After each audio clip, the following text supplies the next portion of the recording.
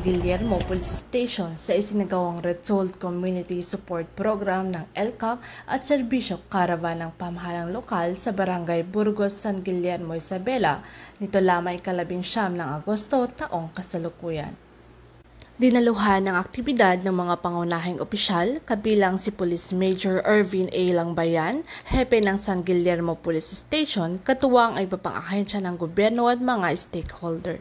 Ang caravan ay nagbigay ng iba't ibang serbisyo gaya ng medical mission, pamamahagi ng farm inputs at dispersal ng mga punla na layong mapabuti ang kabuhayan at kalusugan ng mga residente. Muling ipinakita ng programang ito ang sama-samang pagsisikap ng pamahalaan upang isulong ang kaunlaran, mabuting pamamahala at kapakanan ng mamamayan.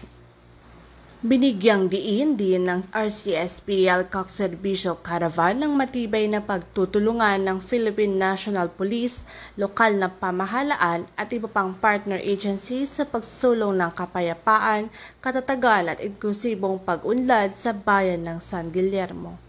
Sa pamamagitan ng patuloy na pagkakaisa ng mga stakeholder, layunin ng programa na mapalakas ang partisipasyon ng mga barangay, mapaigting ang pakikilahok ng mga mamamayan at makamit ang mithi ng isang ligtas, maunlad at payapang komunidad.